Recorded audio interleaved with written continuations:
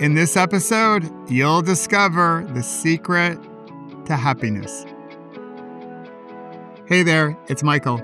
During the early days of my recovery, when I was still in the hospital, my wife would bring me lemonade with lunch.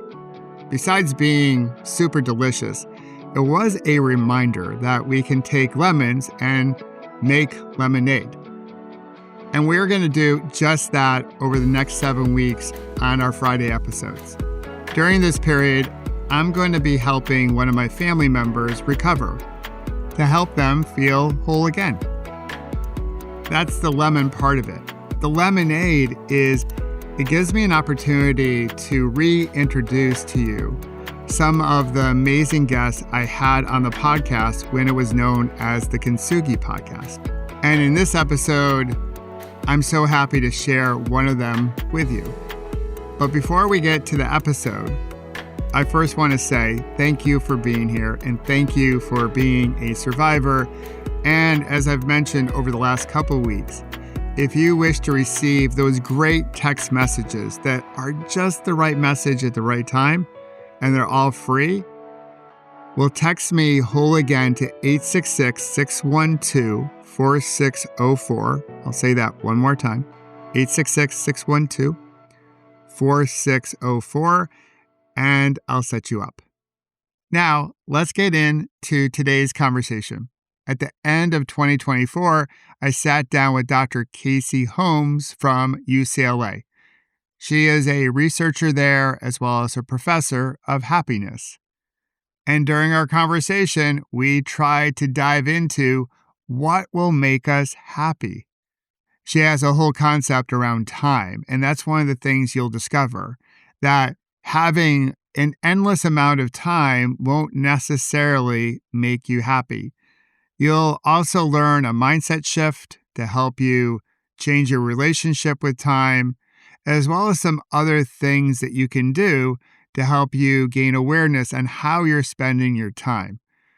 I loved our conversation because what she didn't know at the time, we were working on our new feature with our Pause, Breathe, Reflect app called Microdose EQ, which locks and unlocks apps of your choosing, also websites that are distracting, that suck up your time. And by implementing it on your iPhone, you can save your time. You can reclaim your time, the time she references in this interview. And that will lead to more happiness because you get to spend time on things that bring you more joy. Well, enough of me talking.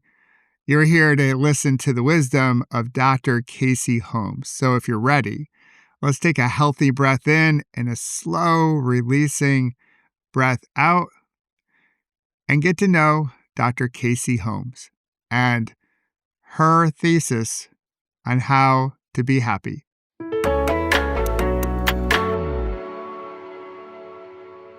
So your book is called Happier Hour. So the question I have for you, do you know the song by the House Martins, Happy Hour? I don't. Oh, you have to, so after we get done, you got to go to Spotify or wherever you stream your music and look up the House Martins and the song Happy Hour. That could be your official song for the book. Although it doesn't really match perfectly. It's more of the happy hour in the original sense as we think it. But when I saw your book title, I was like, oh, that song. And I love that song because I'm a huge House Martins fan. Thank you for the recommendation. I look forward to listening. And with all the interviews you've been on, I now know that you've never been asked that question. It's true. So this is it. So we're starting off gangbusters. Strong. Coming strong to the mic. Here we are. All right. So here on Kintsugi, one of our traditions is to ask people, how'd you meet your partner? There's a lot of love in your book for your husband, Rob. So I need to ask, how did you and Rob meet? Yeah, which brings a smile to my face because there is so much goodness in my life with Rob, and thinking back to those initial moments when we met, we were set up on a blind date by a mutual friend of ours.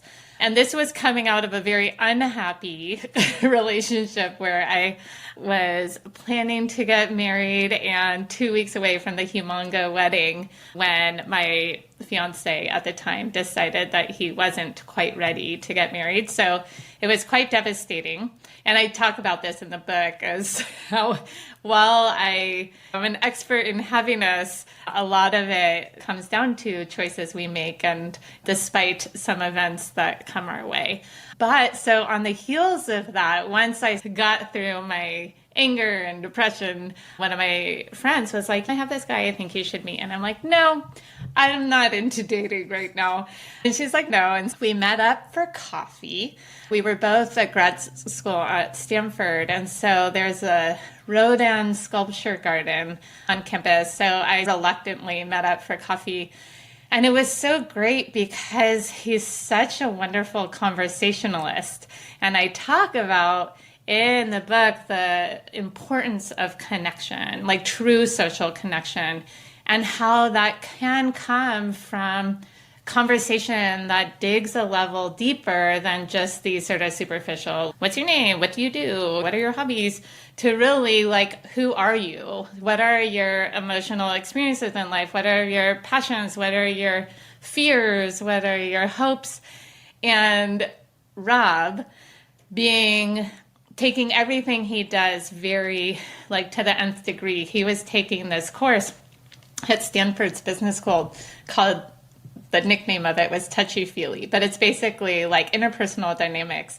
So while he is very analytical in taking this course, he's like all about interpersonal dynamics. So he shows up at this coffee date and he was like asking, what are your hopes? What are your fears in life? And I'm like, oh, but he's asking you some big questions on the first date.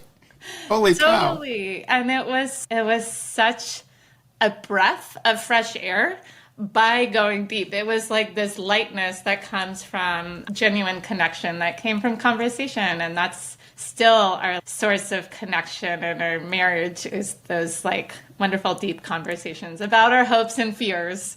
Along with the logistics, right? Absolutely. That's what we do as married people, like hopes and dreams and fears and what's for dinner and who's doing the pickup.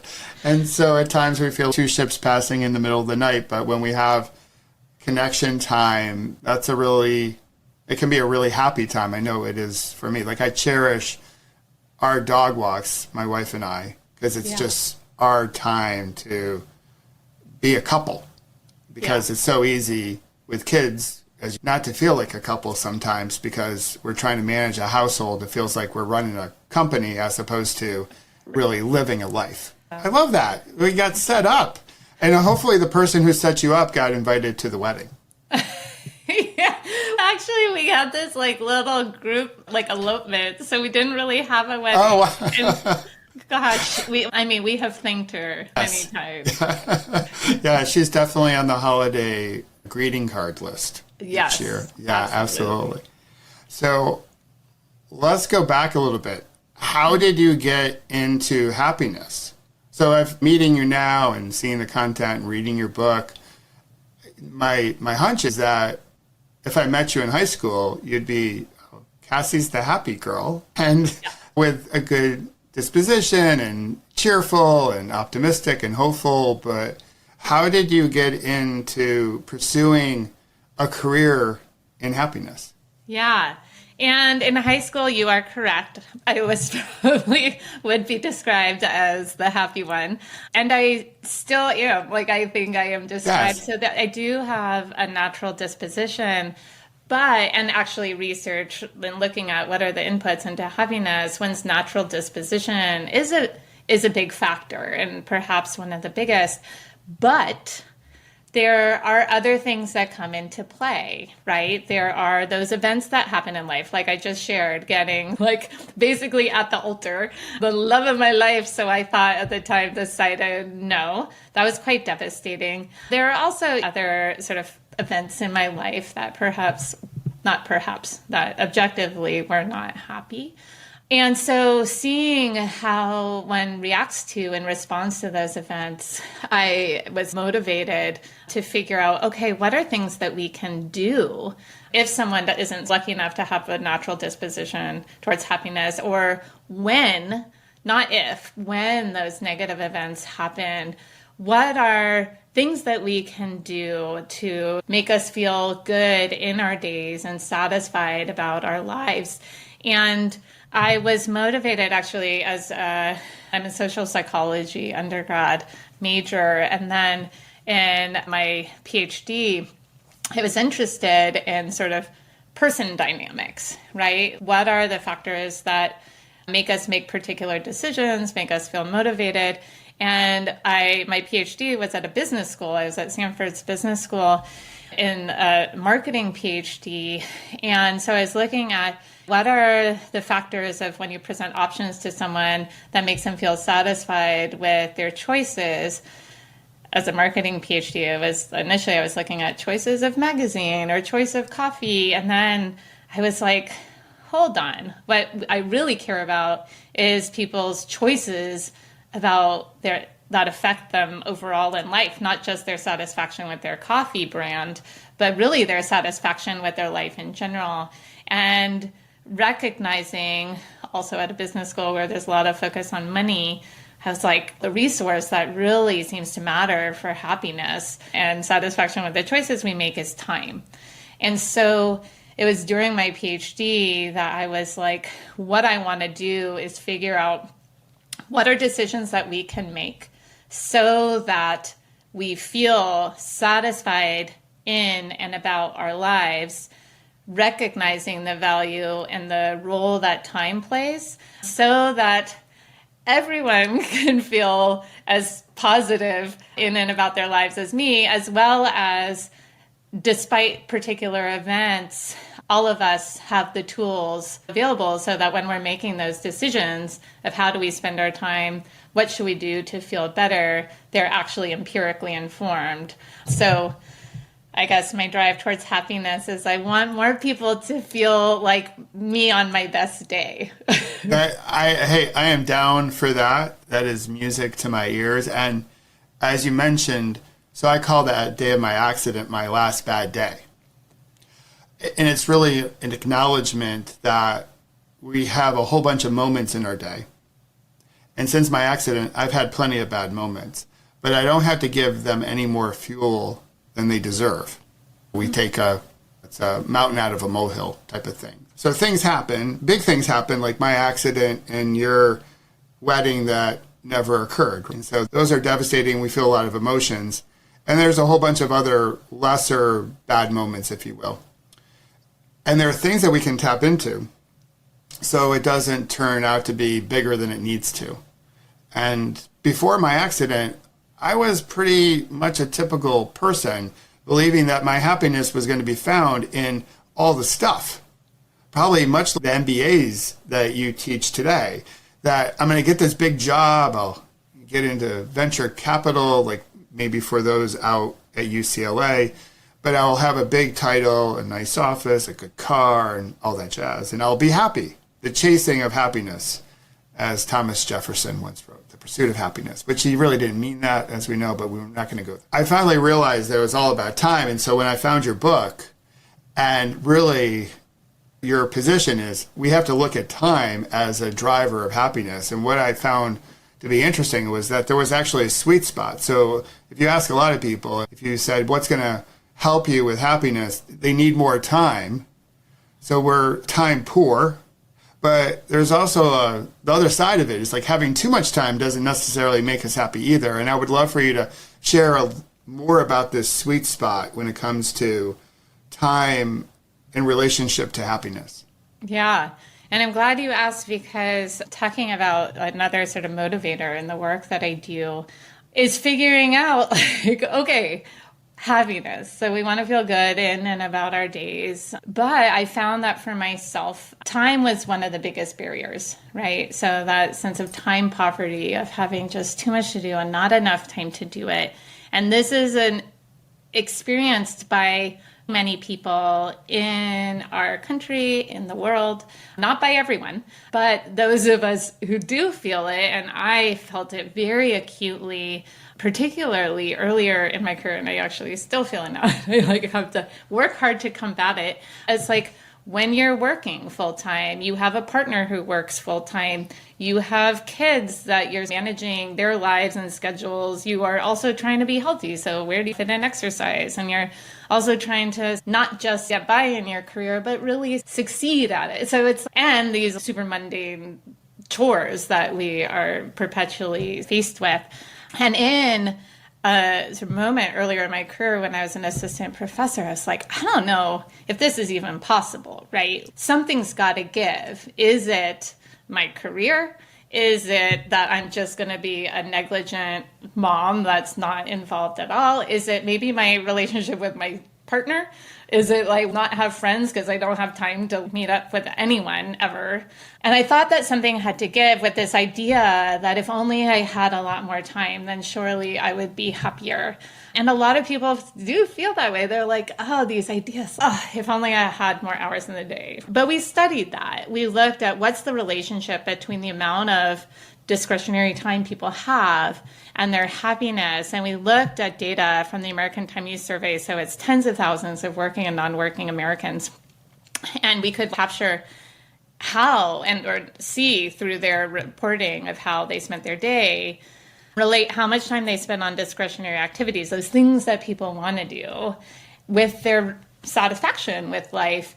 And what we found was this inverted U-shape, which you alluded to, where yes, people with too little time were less happy because you saw these increased feelings of stress. But we also saw those with too much time. In this data set, those with more than approximately 5 hours of discretionary time in the day were also less happy. And that was driven by something else. That was driven by a sense of not feeling productive, not having a sense of purpose. And with that, it undermines people's satisfaction and happiness. And so that sweet spot, it's actually pretty wide. We found that between approximately 2 and 5 hours of discretionary time in the day, there was no relationship actually between how much time people had and their happiness. And actually, I will say there's like a lot of noise in the data more generally. And so both with respect to the sweet spot, you need some time in the day to spend on what matters to you or what you feel like you want to be doing. But you also need some time that is required of whatever that pursuit, that it is not having all the hours of your day just relaxing on the beach, because there is such thing as the too much time effect was really driven by not discretionary time per se, but discretionary time spent relaxing and not in these ways that are fulfilling and feel worthwhile. But also, because there is so much noise in the data, I think that's even more important is that it's actually, for happiness, it's not how much time you have available. It's really a question of how you spend that time. And that is really a question of not only the particular activities that you're spending your time on, carving out and protecting time for those things that really matter to you, and minimizing the time on what feels like a waste or a drain. But also when you're spending that time, and this is so related to your work, of paying attention, of like, even if you're doing an activity that you love, if you're on your phone, your mind is somewhere else, you're like in your head planning for all the things that you're stressed about next week, then you might as well not be spending time on that activity because you're not even there. You're missing out on it. So all of this is to say that while, for happiness, I initially thought that time was a big challenge if not having enough, actually it can truly be the solution, because if you become more intentional on the activities, but also intentional and paying attention when you're spending time on those really wonderful activities, then you get the satisfaction and the energy and the boost and all the good stuff. Yeah, I think that's an important thing that you just shared, and I picked up on it in your TEDx talk. And as you mentioned, as a meditation teacher, what I do each Monday morning is I lead a group live practice on Zoom around intention setting. And basically, how do we want to show up today? How do we want to show up for the week? Basically, the type of ripple that we want to put into the world, but are we aligning our activities around our first principles or the values that we cherish? Doing stuff that's meaningful and to the point of awareness. So we're going to have moments in our day where we venture off course. Sure. Because the unexpected happens. Like we plan out the beautiful day, we plan out the beautiful week, and then we get a curveball. And that's when we want to pay attention to, okay, what are we spending our time on now? And maybe come back to that intention. So I love that you just shared that. On the side of like too much time, and I'm not sure if the data is too noisy to tease this out, was there any type of association to age? For example, as people go through their career, they have a purpose, if you will, a reason to get up. The Japanese would call that the ikigai, reason to get up in the morning. And they might complain about how busy they are and they don't have time doing the job. But then they go into retirement and they haven't really found that reason to get up or a sense of purpose. So did you see any type of correlation with age and happiness around that aspect of having too much time? Yeah, it's a great question because folks who have retired are particularly subject to that or prone to that too much time effect. But what's really important to recognize is that this sort of inverted U shape is not influenced by age. That is, irrespective of how old you are, there is such thing as having too little time and too much time. So there are people who are not retired who actually fall in the too much time bucket for, it can be other reasons than they have retired from their entire career. But what's also interesting is among those who have retired in that age group, that not everybody feels that they have too much time. Those who spend time on these activities that they are not paid work, but perhaps it's volunteer work. Perhaps it is developing that enriching hobby. It is exercise. And we see that when people are spending, and social connection actually, to the point of this, is a really big one.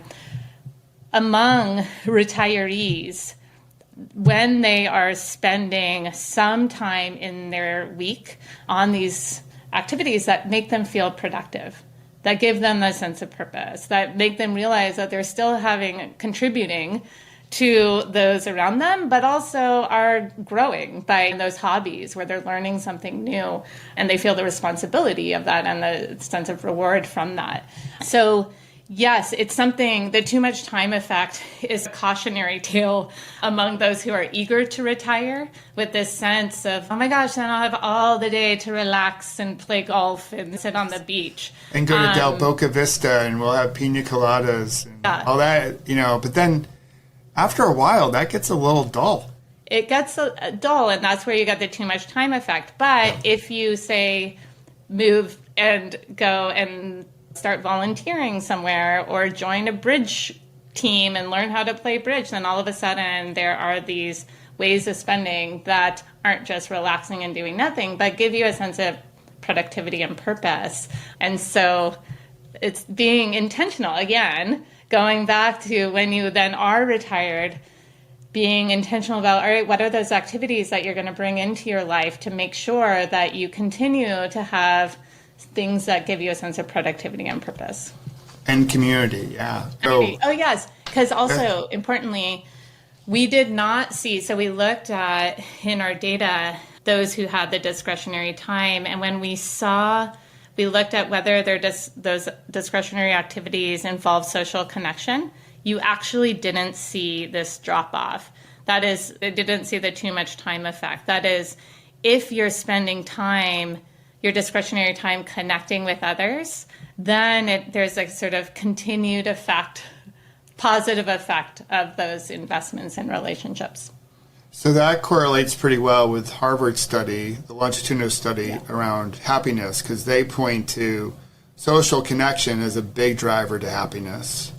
And then even Dan Buettner's work around blue zones and living to 100, if that's the desire, with a good long lifespan, but also a health span. He also pointed to the need for community. And in a very fast-paced world that we live in, where we feel connected but not connected, really more disconnected, we're not really spending time developing our relationships like we could. And so I think one of the takeaways from your book is, if we're not there yet, maybe that's something to take action on as we go through whatever phase of life we're in. And it comes in phases. If we're young parents, it might be a little bit more difficult to have that time for friend connections, but to be at least aware of the need to have these connections as we go through other phases of our life. Yeah. And even as you were saying, it's like you're now, I don't know if it was always in this form, but your dog walks with your wife. It's like, even in those times where you feel like there isn't any room for cultivating relationships, even with your partner, let alone friends who are outside of the house, recognizing the importance of doing so.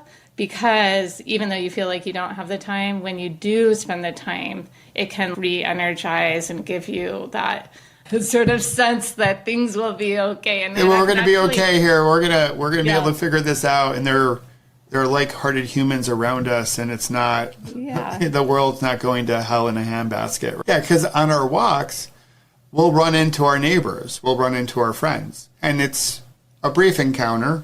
If they're also walking their dogs, half the battle is trying to keep our dogs away from each other. But we do a little chit chat and have a connection. Maybe it's not in depth, but it's still there, and it feels like we're building community. So I love that you brought that up. Around intention, my hunch is that people really don't know what they're spending their time on. We talk about, I don't have enough time, and you ask, how much time are you spending on X, Y, or Z? And I don't think people really know. As an executive coach, I ask a question similar to this to my clients. You have a worksheet, so I printed off the worksheet. So in my color-coded way, a little show and tell. Yeah. So can you share more about this timesheet that you have on your website? I'll put the link in the show notes because it's a podcast, and a podcast has to have show notes. So we'll put it there so people can download it. But if you could add some commentary to how someone should use this and how it can be helpful in understanding how rich they are when it comes to time. Yeah. And I'm so glad you brought that up, because I was actually going to mention it when we were just talking about the role of social connection. Not only do people not know how they're spending their time, people aren't very good at knowing which ways of spending their time are actually satisfying and are actually fulfilling. So we have this sense of, oh, these are the things that I enjoy doing. But is it true? Sometimes we're actually pretty bad at being, we're like, oh, like that we have the sense that we really enjoy watching TV. But then you look having watched TV for a couple hours, coming out of it, how do you actually feel? And so what the time tracker is, it's so simple. It's actually tedious to do, but the idea is simple, and it is, once you get going, it's like you can execute on it, but it is so worthwhile. So what it is, over the course of a week, for each about half hour, writing down what activity you did, and as importantly, rating coming out of that activity on the 10-point scale. How do you feel?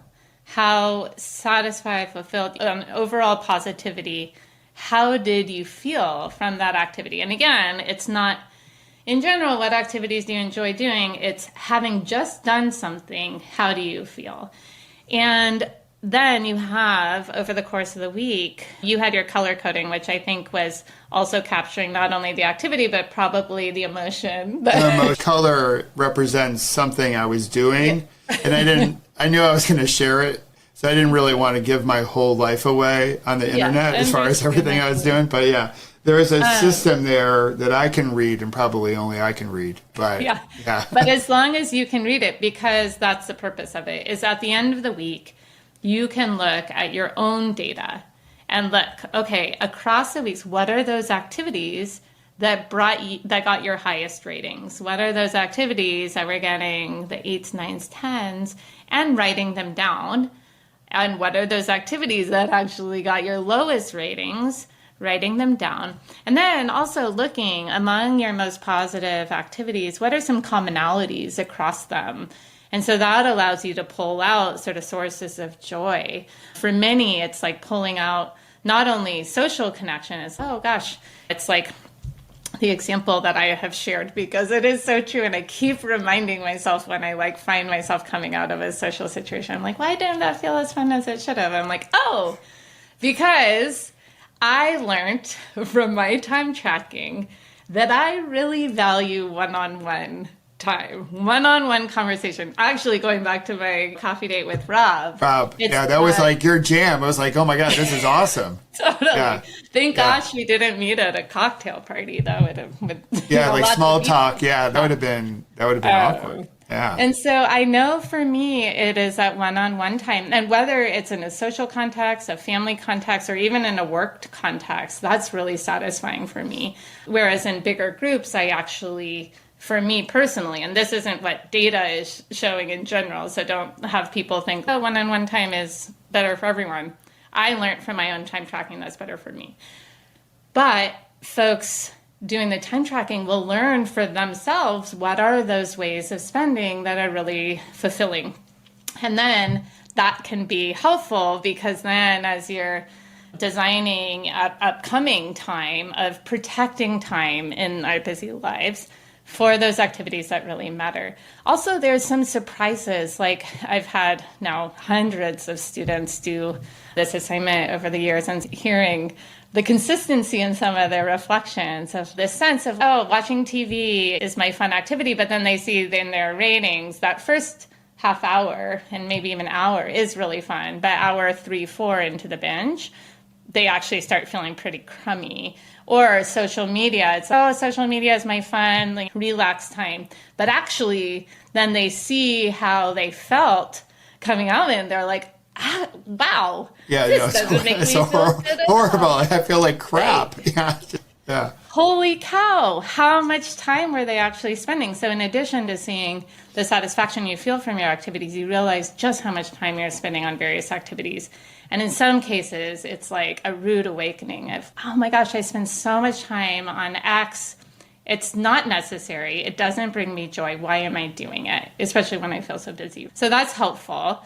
And it also, you can see what are those activities that are true drains and identifying what are some features of that so that then you can use other strategies to either maybe say no to those activities if you have some volition over it, or if you do have to do it, is there a way that you can structure it, whether bundling with something more enjoyable, putting something enjoyable right after it so that it doesn't like continue to ruin the rest of your day or week.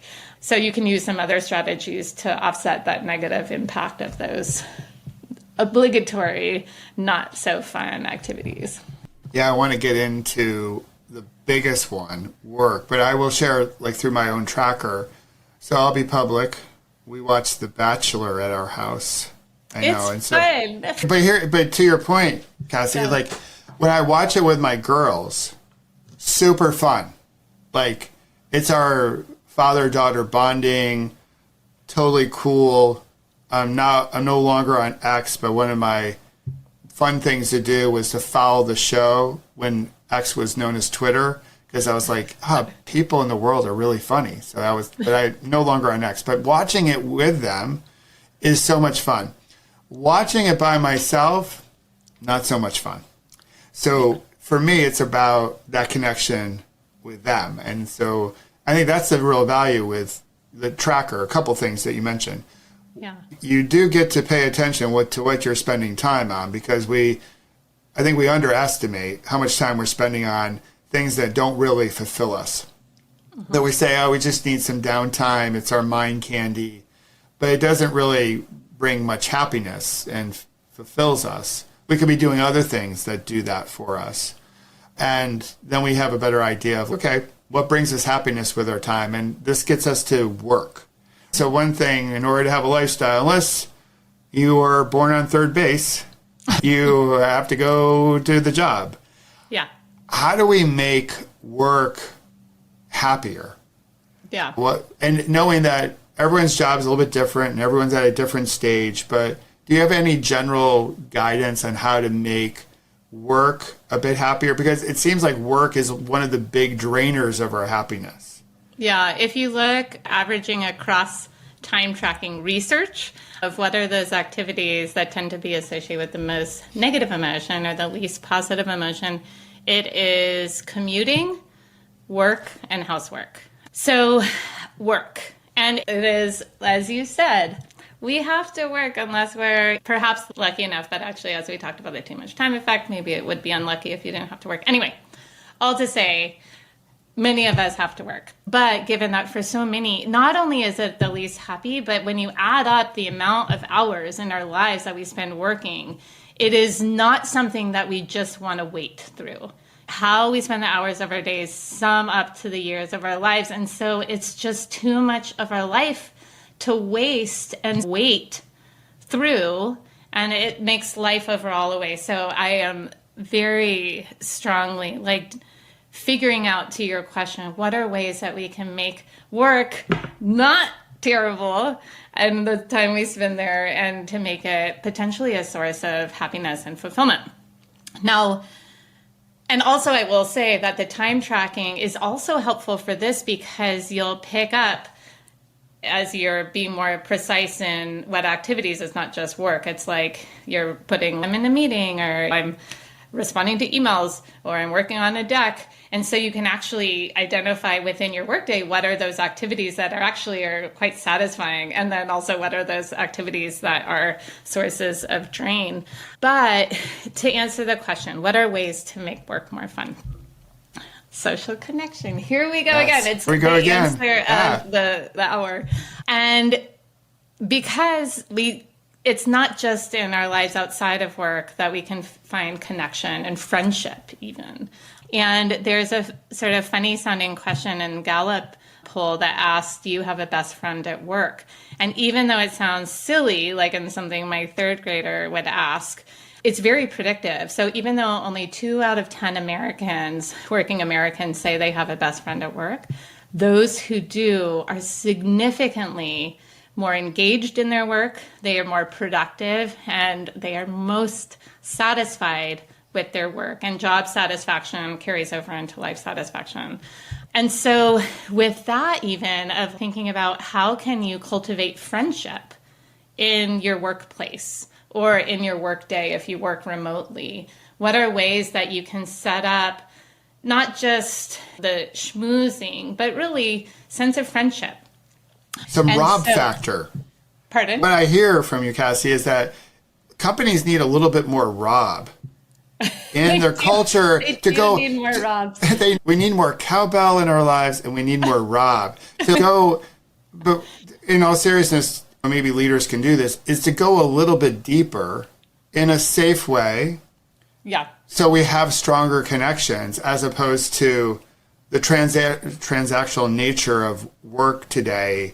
I call it the Janet Jackson effect. What have you done for me lately? But to have that more deeper connection and a chance for conversation to build those bonds. Yeah. And to be clear, you don't have to be best friends with everyone that you work with. Sure. Yeah. But it is making sure that there's at least a couple of people whom you genuinely care about and you feel supported by, so that it isn't just transactional, like you said. So figuring out for yourself, how do you cultivate friendship in your workday? And sometimes that takes a little bit of going outside of your comfort zone, but it's so worth it. And it also, to the sense of, I have so much to do, it's not worth the time. It's absolutely worth the time, because when you spend time in these ways that feel fulfilling, it actually makes you feel like you have more time. And we have data that shows that when you give time to others and it makes you feel like you're effective with your time, then it actually makes you feel more time affluent. So connection, friendship, should say. The other is knowing the reason, the why, the purpose of the work that you do. And so I talk about in Happier Hour in the book these exercises, because it's based off of this course that I've developed and I've been teaching to my MBAs. And so I give them these assignments to figure out like the time tracking and other things like writing a gratitude letter, doing a digital detox, all of these things. In addition to the 5 whys exercise. And the 5 whys exercise is asking, what's the work that you do?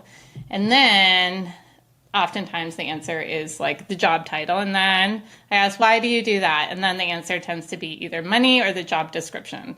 And then really the question is, why is that important to you? And clearly, like, money is a driver, but why is this the particular way you're spending your time in order to make money?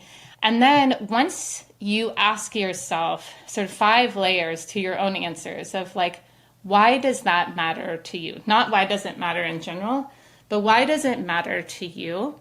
It really uncovers what are the sort of, what's your intrinsic motivation? What is your, in this case, sort of purpose and goals, which is associated with values. But what's helpful about that is that then you can see what work activities contribute to that why. And once, even if the work activity isn't particularly fun, when you realize that, oh, this is so that, like as the example, me as a business school professor, why do I do that? My job description is to do research, teach, I have service. Why is that important? So in answering several layers of why, creating and disseminating knowledge is the next one. And then why is that important to make people smart? Ultimately, I revealed from this exercise that my purpose is to create and disseminate knowledge about what makes people happy. Ultimately, I want to make more people happy. Now, knowing that is really helpful because A, it can help me be clear on what projects or what activities to spend time on or to decline on, right? If it's in line with creating or disseminating knowledge about what makes people happy, then yes, I will do it. So joining you today on this podcast is about disseminating knowledge about what makes people happy. Yes, that's worthwhile. And this is fun. But when I'm like looking at my email, which does not bring me joy, if I'm like, okay, actually responding to a student, like, oh, that's not really email, that's about disseminating knowledge about what makes people happy. If I'm responding to a research collaborator, it's not really email, it's really about creating knowledge about what makes people happy. And so knowing what drives you and what your why is, it makes, not only helps you filter what to spend time on, but it makes some of those onerous work tasks feel better because there's a point to it. And so identifying for yourself what's your purpose, identifying, and actually this is going back to, in the work context, really managers and leaders should do a better job of articulating what the purpose is for the work that they're doing, and maybe even articulating to the person you're asking to do something of the reason you're doing this is it contributes to this like higher order thing, and then it's okay, even though it might not be fun, it is worth it, and therefore it feels more fun. So between social connection and identifying purpose, those are ways to make work more fun. Awesome. So that's a question I ask a lot of the leaders I coach, to work with their team members around their own personal why. In some ways, their relationship with money, because the money thing comes up, right? Because status, they want to be paid fairly, no doubt. Yeah. There needs to be equity in the system, which we don't have yet, but we're working towards it. But it's that relationship with money. What does the money mean to you? Which can get to the why. Like, why are you doing this? Yeah. And I think it was Viktor Frankl who I think originally said it, like, the bigger the why, the easier the how. So the big why helps us get through those like difficult, muddy moments in life. So when we're doing the stuff that's meh and work, we can go back to our why and remember that to get through that. So you've been teaching this course to MBA students and executive MBA students. And with our society, there's been a lot of attention around happiness, a lot of books, podcasts, apps around happiness. Have you seen your students approaching happiness differently over the years? Because they're coming into an excellent MBA program at UCLA. I'm sure many of them are highly competitive. There's Stanford, as you've mentioned, that you went to just up the street. There's USC. So there's this competition for those high-paying jobs. So I imagine they're coming in with this sort of old definition of happiness that it's in their status will make them happy. I would love for you to share, what have you seen from maybe a younger generation, from my perspective, around their relationship with happiness? Basically, Cassie, I'm asking you to give me some hope that the younger generation sees this differently. There's some optimism in here that we're going to start changing how we view things. Yeah. I don't know if it will give you hope, but it has certainly changed. And I feel hopeful in interacting with my students. I think there is a lot of potential or reason for optimism. But it's interesting, and it's a great question, because even happiness, not just my students, but in a business school, has changed dramatically. When I joined UCLA 7 years ago, now it's almost 8. But after a couple of years, I went and I was like, I want to develop and start teaching a course on happiness, because I'd been researching happiness my whole career, but I had been teaching traditional marketing courses. And I'm like, enough is enough. My time matters to me. I want to do what fulfills me. I want to teach happiness too. And I went and I presented this to the curriculum committee, and they were like, "Oh, we're a business school. It's finance and accounting, Cassie, not happiness. They can be happy once they retire." Totally. What place is there for happiness at a business school? And then I'm like, wouldn't take no for an answer. So I came back to them with all the data that points to when employees feel happier, they are more engaged, better, more productive, better performers, and that translates into the bottom line. And with recruitment, retention, the happiness of your employees does matter from a financial perspective. But also, here we are educating our students to not just get the job, but to really succeed throughout their careers. And not only does job satisfaction influence happiness, but happiness translates into how people show up within their careers. It makes them less likely to burn out. It makes them more sustainable. It makes them likely to have a longer term impact. So I convinced them, and they're like, okay, on a trial period, we will let you teach this course. And it was so well received by students, because they're like, we need this, particularly actually the executive MBAs who are later in their careers and they are really struggling and juggling family. It's not just about career. It is like, how does that career fit into the rest of your life so that you can actually do your career in a really meaningful and impactful way. And so they're like, we need this, the students, and it really spoke to desire. Also, the younger, my regular MBAs, those who are in their late 20s, they are a generation that is more idealistic. They do value purpose. They need to be told why actually what they're doing matters. Why are we doing this? Yeah. Yes. Yeah. And so they're almost demands for feeling full and happy in their lives, where this was a course that was speaking to that too. But also what I like about speaking to that set of students is telling them that it's not from out here that your satisfaction will come. It's not like, manager, you're responsible for my happiness at work.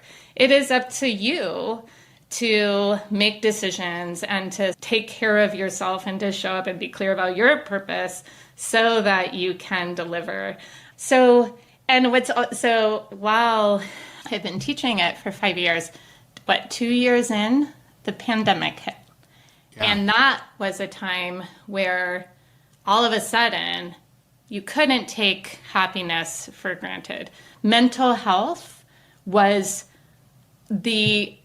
everyone had to care about it. In the business sector, leaders, everyone had to face this, not only their personal well-being, but also figuring out how do we support the teams around us. And so it became not only understanding happiness in demand by the students, but is in demand as an expertise by the professional world. And we don't take happiness for granted. That's also, I will say that the term happiness sometimes has this connotation of being light and silly, but when I'm using it, I'm really talking about emotional well-being, feeling satisfied in and about your life.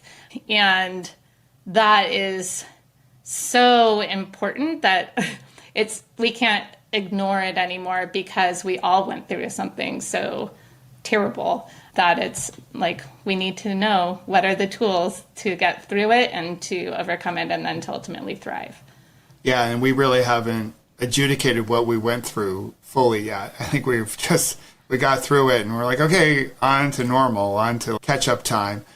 I don't know if the data proves this out, Cassie, and I don't want you to cross any ethical boundaries, but you could tell UCLA that when people are happier, they give bigger donations back to the university. So I don't know if the data proves it. Proves that out, but that's my hunch. That's how I'm going. Yeah. I'm going with that. That might be an opinion, not a fact. We'll round out here. So you came out with your book, and obviously you've met with a lot of people through your book and offering this whole concept around time rather than money. But I'm curious, what have you learned since the book has come out? Like talking to so many people, reaching out to you, I imagine on social media, with the interviews that you've done, you put your heart and soul into writing the book, all the research and all the stories. Excellent read. But I'm certain you've learned some additional things around happiness now that the book's out and you've traveled around and have met a lot of people. Yeah, it's interesting because the underlying truth or message or points that I was making hold strongly.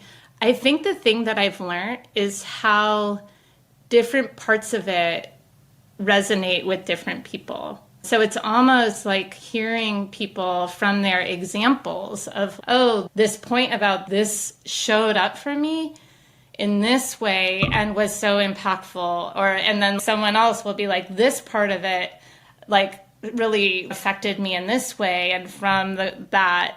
And so it's actually seeing the color and the diversity in which these really sort of fundamental messages of social connection, of being intentional about where we invest ourselves, of paying attention during those things that really matter. These are things that, and actually even taking this broader view of time. And so this is some work that I've done more recently, and I talked about in the last chapter of the book, but we've continued to explore it in the data of when we think about time while it's managing the hours of our day, it's really, if you zoom out and think about our lives, it's not about our hours, it's really about our life overall, those years.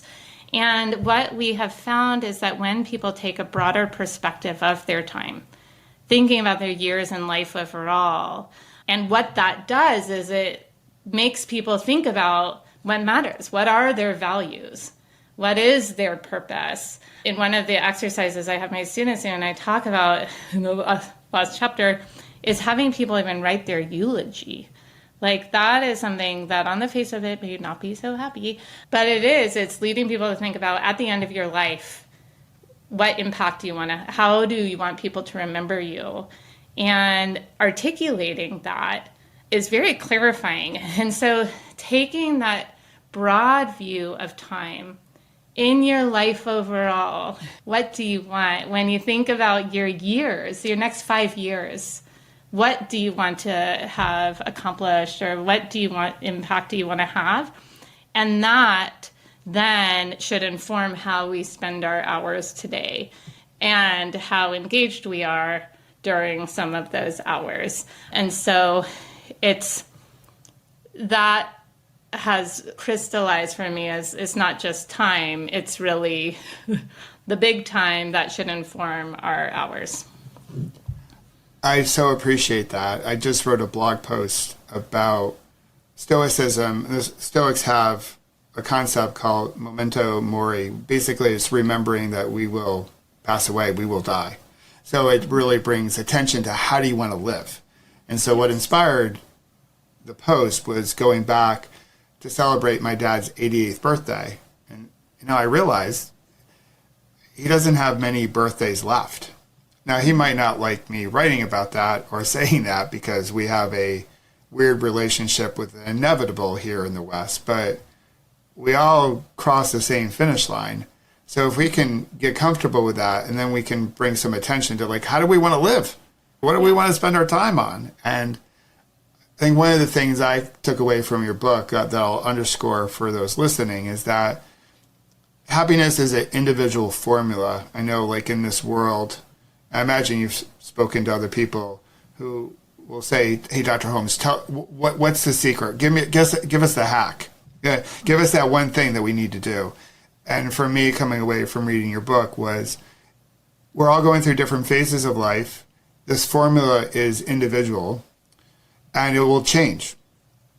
And so as you pay attention and set your intentions to change that formula, change the recipe, if you will, then you can continue to have happiness from the inside out throughout your life. But there is no magic pill to take, and there's no hack, and there's no shortcut. It's an individual inside out type of affair, and a lot of it depends on how you want to spend your time. I'm so psyched that we got to connect, and I'll finally ask, is there anything I didn't ask you but should have asked you about happiness?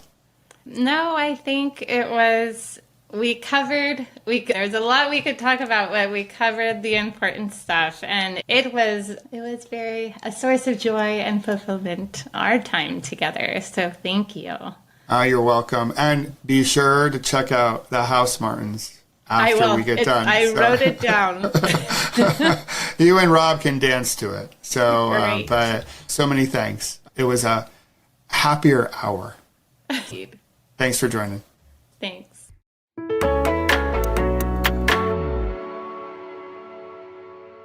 I hope you enjoyed this rebroadcast of this interview back when the show was known as the Kintsugi Podcast.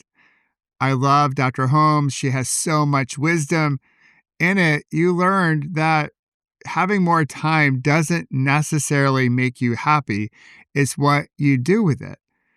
And she shared knowledge around why using a tracker can be helpful and a little mindset shift so we can make the most use of our time.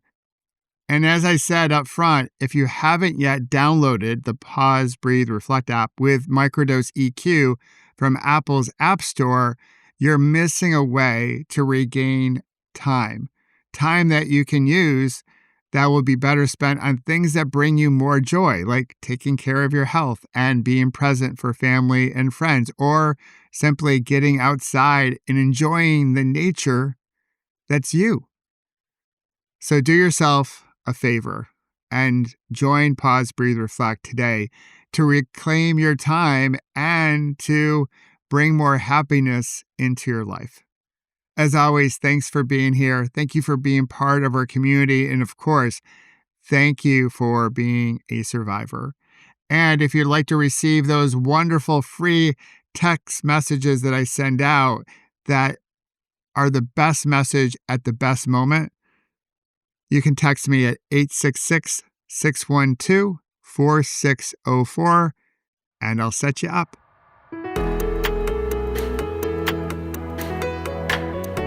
And if you wish to further enhance your digital health, I'll invite you to take my smartphone wellness check. And you can access it through the link in the show notes, or you can visit my website, which is michaelobrienshift.com. And it's absolutely free, and it will help you scroll less and live more. And of course, I hope you'll join us here on Whole Again every Monday, Wednesday, and Friday, and discover how to heal, grow, and become more resilient, and celebrate our scars as golden symbols of strength and resilience. Until then, remember, you can always come back to your breath. You've got this, and We've got you.